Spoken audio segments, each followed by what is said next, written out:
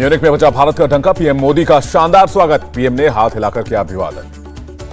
Munich में PM Modi ने भारत को मदर ऑफ डेमोक्रेसी बताया, कहा 21वीं सदी का भारत चौथी औद्योगिक क्रांति को जन्म देगा। पीएम मोदी ने म्यूनिख से कांग्रेस पर अटैक किया, इमरजेंसी को लेकर लोकतंत्र पर काला धब्बा बताया। पीएम ने भारत में 90% लोगों को वैक्सीन की दोनों डोज दिए जाने की बात कही, अब तक 196 करोड़ डोज लगाए जाने की बात कही। आजमगढ़ उपचुनाव में खिला कमल, बीजेपी उम्मीदवार दिनेश लाल यादव निरहुआ ने दर्ज की जीत। अपनी जीत पर बोले दिनेश लाल यादव निरहुआ, आजमगढ़ के लोगों ने कमाल कर दिया, जीत देवतुल्य कार्यकर्ताओं को समर्पित है। आजमगढ़ की जनता को निरहुआ ने दिया भरोसा, रुके हुए विकास कार्यों को पूरा करना रहेगी प्राथमिकता। आजमगढ़ से एसपी उम्मीदवार धर्मेंद्र यादव ने कहा, प्रशासन और बीजेपी बीएसपी के गठजोड़ से हार हुई, 2024 में फिर जीतेंगे। आजमगढ़ चुनाव में हार के बाद बीएसपी उम्मीदवार शाह आलम ने कहा, हमारा संदेश जनता तक नहीं पहुंच पाया। समाजवादी पार्टी के गढ़ में रामपुर में बीजेपी ने जीत दर्ज की, बीजेपी का घनश्याम लोधी ने 42,000 वोट से जीत हासिल की। हार पर बोले रामपुर से एसपी उम्मीदवार आसिम रजा, चुनाव को हथिया लिया गया था, वोट डालने नहीं दिया गया।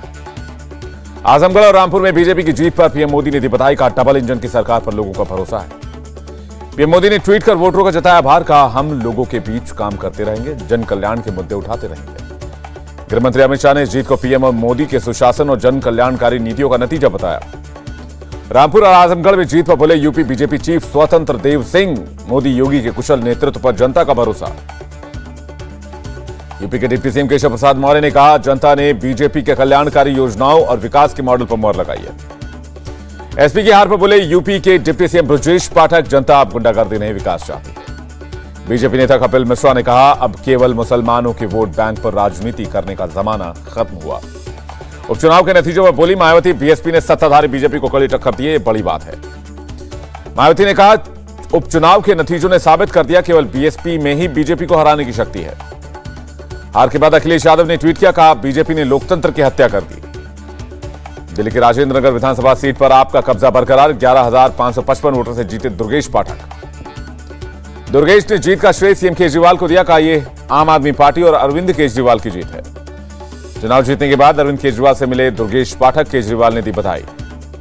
उपचुनाव में जीत पर बोले केजरीवाल, ये बीजेपी की डर्टी पॉलिटिक्स की हार है और आम आदमी पार्टी के अच्छे काम की जीत है। संगरूर लोकसभा उपचुनाव में अकाली दल के सिमरनजीत सिंह मान की जीत हुई है, सुखबीर सिंह बादल ने बधाई दी। सिमरनजीत सिंह ने कहा, संगरूर की आर्थिक स्थिति कैसे सुधरे, किसान कर्ज से कैसे उभरे, ये प्राथमिकता रहेगी। हिमाचल प्रदेश के सीएम जयराम ठाकुर ने कहा, पंजाब में आम आदमी पार्टी मजाक बन गई है। त्रिपुरा के सीएम मानिक शाह ने टाउन बारदोवाली उपचुनाव में जीत हासिल की है, हाल ही में सीएम बनाए गए हैं। वहीं त्रिपुरा विधानसभा उपचुनाव में बीजेपी को 4 में से 3 सीटों पर जीत मिली, बीजेपी अध्यक्ष जेपी नड्डा ने बधाई दी। त्रिपुरा उपचुनाव के नतीजों के बीच आपस में भिड़े बीजेपी कांग्रेस कार्यकर्ता, जमकर चले लाठी डंडे। अगरतला उपचुनाव में जीत हासिल करने वाले कांग्रेस उम्मीदवार सुदीप रॉय बर्मन पर भी हमला, कांग्रेस ने बीजेपी पर लगाया आरोप। राहुल गांधी ने सुदीप रॉय बर्मन पर हमले की निंदा की, कहा हमले के वक्त पुलिस का मूक दर्शक बने रहना शर्मनाक है। त्रिपुरा कांग्रेस इंचार्ज अजय कुमार का आरोप, पीएम मोदी और अमित शाह के इशारे पर बीजेपी कार्यकर्ताओं ने हमला किया। त्रिपुरा बीजेपी चीफ राजीव भट्टाचार्य का पलटवार, कहा पहले कांग्रेस ने कार्यकर्ताओं ने ईंट पत्थर फेंके। शिंदे ग्रुप ने किया सुप्रीम कोर्ट का रुख, सुप्रीम कोर्ट को अर्जी देकर सोमवार को अर्जेंट हियरिंग की मांग की गई है। डिप्टी स्पीकर के आयुक्ता के नोटिस के खिलाफ सुप्रीम कोर्ट में शिंदे गुट की अपील, जस्टिस सूर्यकांत और जस्टिस पर्दीवाला की बेंच करेगी सुनवाई। गुवाहाटी में शिंदे खेमे की बैठक हुई खत्म, 2 दिन के अंदर सरकार बनाने का दावा पेश करने पर हुई बात, सूत्रों के हवाले से बड़ी खबर। शिंदे गुट के एमएलए भारत गोगवाले ने उद्धव ठाकरे की कमियां गिनाई, कहा चुनाव में जो विधायक हारे उनके साथ सीएम ने बैठक तक नहीं की। बागी विधायकों पर संजय राउत का पोस्टमार्टम वाला प्रहार, कहा 40 शवों के वापस आने पर पोस्टमार्टम के लिए विधानसभा में भेजा जाएगा। संजय राउत ने कहा, लाखों शिवसैनिक हमारे इशारे का इंतजार कर रहे हैं, अभी हमने संयम रखा हुआ है। आदित्य ठाकरे ने बागियों की धमकी दी, एयरपोर्ट से विधानसभा के बीच वर्ली भी है, वर्ली आदित्य का विधानसभा क्षेत्र है। आदित्य ठाकरे ने कहा, बाढ़ से असम के लोगों का बुरा हाल हुआ और विधायक होटल में ऐश करें, शर्म की बात है। एनसीपी चीफ शरद पवार की बागी विधायकों को 2 टूक अगर नंबर आकर साबित करें, एनसीपी उद्धव ठाकरे के साथ मौजूद है।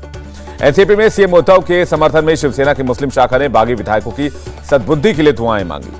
मुंबई में उद्धव समर्थक शिव सैनिकों ने बाइक रैली निकाली, बागी विधायकों के खिलाफ नारेबाजी की गई। औरंगाबाद में शिंदे गुट के विरोध में शिवसेना युवा सेना का अनोखा प्रदर्शन, क्रांति चौक पर कार्यकर्ताओं ने मुंडन कराया। नासिक में भी शिंदे गुट के खिलाफ सड़कों पर उतरे शिवसैनिक कार्यकर्ताओं ने शिंदे की शव यात्रा निकाल दी। शिंदे के गढ़ ठाणे में सीएम उद्धव ठाकरे के समर्थन में पोस्टर लगे। शिंदे समर्थकों ने पोस्टर में लिखी लाइनों पर काली पोत दी। नागपुर में शिवसैनिकों ने एकनाथ शिंदे का पुतला जलाया, जमकर नारेबाजी हुई। पुणे में शिवसेना के बागी विधायकों के खिलाफ प्रदर्शन हुआ। जूते मारू आंदोलन में कार्यकर्ताओं ने हिस्सा लिया। शिंदे के खिलाफ उल्लासनगर में प्रदर्शन हुआ। 20 शिवसैनिकों को गिरफ्तार कर दिया गया। शिंदे के समर्थन में सतारा में समर्थकों ने पैदल मार्च निकाला। कार्यकर्ताओं ने शिंदे के समर्थन में नारे लगाए। विधायकों की बगावत के बीच शिवसेना को एक और झटका। धुले के जिला प्रमुख सतीश महाने ने इस्तीफा दे दिया है। शिवसेना के 15 बागी विधायकों को केंद्र सरकार ने Y+ सुरक्षा दी है। घर और दफ्तर के बाद सीआरपीएफ की सुरक्षा दी गई है। किरीट सोमैया ने उद्धव ठाकरे को कटघरे में खड़ा किया। कहा 19 बंगलों का हिसाब तो देना ही पड़ेगा। महाराष्ट्र में सियासी संकट पर बोले छत्तीसगढ़ के सीएम भूपेश बघेल। दूसरे दलों की सरकार को बीजेपी किसी तरह गिराना चाहती है। सीएम भूपेश बघेल का केंद्र सरकार से सवाल, 8 साल में किसी बीजेपी नेता पर कोई केस दर्ज हुआ तो बताएं। असम के मंत्री अशोक सिंघल ने गुवाहाटी में शिंदे गुट के विधायकों से मुलाकात की। सूत्रों के हवाले से बड़ी खबर है। असम के सीएम ने मीडिया से बातचीत की। गुवाहाटी में ठहरे शिवसेना के बागी विधायकों के बारे में पूछा। बीजेपी नेता तरुण चुग का बयान, टीआरएस के सरकार से बाहर होने की उल्टी गिनती शुरू हो गई है। उत्तराखंड के सीएम पुष्कर धामी ने कहा, मोदी सरकार की सारी योजनाएं गरीबों को ध्यान में रखकर बनाई गई हैं। एनडीए के राष्ट्रपति पद के उम्मीदवार द्रौपदी मुर्मू ने आंध्र प्रदेश के सीएम से बातचीत की। चुनाव में मांगा समर्थन। विपक्ष के राष्ट्रपति उम्मीदवार यशवंत सिन्हा का तंज, का राष्ट्रपति भवन में एक और रबर की मुहर लगे तो ये तबाही होगी। पीएम मोदी ने 90वीं बार मन की बात की। स्पेस सेक्टर में युवाओं की भागीदारी का जिक्र किया। खेलों में युवाओं की उपलब्धियों पर पीएम ने कहा, नीरज चोपड़ा ने बनाए नए कीर्तिमान। मजबूत हौसले से बढ़ रहे हैं युवा। मन की बात को लेकर बोले बीजेपी के राष्ट्रीय अध्यक्ष जेपी नड्डा, पीएम ने कभी इस प्लेटफॉर्म का राजनीतिक इस्तेमाल नहीं किया। इंडियन आर्मी का बयान, हर गोली पर दुश्मन का नाम हो, इसलिए ट्रेनिंग में टॉप क्लास की व्यवस्था की गई है। दुश्मन देशों के वायुसेना प्रमुख वीआर चौधरी की दुश्मन देशों को दो टूक, किसी भी तरह की साजिश का मुंहतोड़ जवाब दिया जाएगा। चेन्नई में fit India healthy India cycle rally का आयोजन किया गया। केंद्रीय स्वास्थ्य मंत्री ने हरी झंडी दिखाई। केंद्रीय स्वास्थ्य मंत्री ने कहा, देश भर में स्वास्थ्य सेवाओं को मजबूत कर रही है केंद्र सरकार। स्वास्थ्य मंत्री मनसुख मंडाविया ने रोबोटिक सर्जरी को बड़ी क्रांति बताया। कहा, आने वाला वक्त इसी का है। छत्तीसगढ़ के सीएम बघेल का बयान, का एक समय था जब छत्तीसगढ़ नक्सलियों के लिए बदनाम था। हमने दुनिया में राज्य की छवि बदल दी है। हिमाचल के सीएम जयराम ठाकुर ने कहा, नशे के खिलाफ टास्क फोर्स का गठन किया जाएगा, लोगों को जागरूक बनाएंगे। अहमदाबाद मेट्रोपॉलिटन मजिस्ट्रेट कोर्ट में तीसरा सीतलवाल की पेशी हुई। 2 जुलाई तक पुलिस कस्टडी में भेजा गया है। तीसरा सीतलवाल केस की जांच के लिए गुजरात में एसआईटी का गठन कर दिया गया। एटीएस के डीआईजी दीपन भद्रन समेत 4 लोग टीम में शामिल होंगे। मेघालय में बीएसएफ ने 20 लाख रुपए से ज्यादा की दवाइयां और कई सामान जब्त किए। एक बांग्लादेशी को गिरफ्तार किया गया है। बाढ़ से बेहाल इलाकों के दौरे पर असम के सीएम ने बाढ़ में डूबे रिहायशी इलाकों का नाव से जायजा लिया। असम के सीएम ने बाढ़ पर समीक्षा बैठक की। डीसी ऑफिस में अधिकारियों के साथ बचाव की योजना पर चर्चा की गई। मौसम विभाग ने उत्तराखंड के लोगों को आगाह किया। 29 जून तक के लिए येलो अलर्ट जारी किया गया है।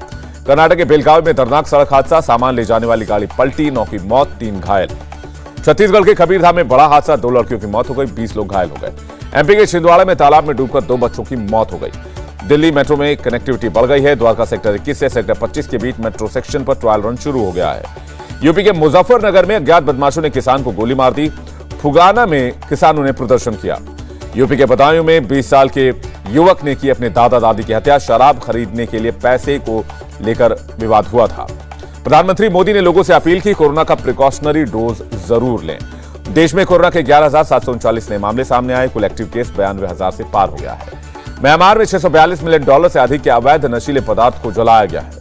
दक्षिण अफ्रीका के पूर्वी लंदन में एक नाइट क्लब में 17 लोगों की डेड बॉडी मिली है। एएफपी न्यूज एजेंसी के हवाले से खबर आई है। रूस पर नए बैन की तैयारी में अमेरिका। रूसी सोने के आयात पर प्रतिबंध लगाने की तैयारी है। सीरिया के सैकड़ों पैराट्रूपर्स ने रूसी सैनिकों के साथ संयुक्त युद्ध अभ्यास किया। यूक्रेन की राजधानी कीव के पास कई धमाके हुए। 2 इमारतें बुरी तरह क्षतिग्रस्त हो गई। रूस के हमले में एक अपार्टमेंट के ब्लॉक में खंडहर से 7 साल की बच्ची को बचाया गया।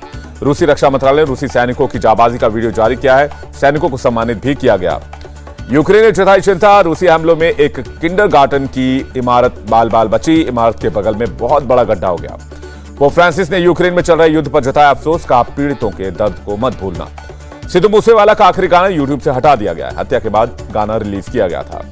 मध्य प्रदेश ने मुंबई को हराकर इतिहास रचा। 88 साल बाद पहली बार रणजी का खिताब जीता है। तो वहीं एमपी के सीएम शिवराज सिंह चौहान ने ऐलान किया है कि रणजी में इतिहास रचने वाले खिलाड़ियों का भोपाल में भव्य स्वागत किया जाएगा।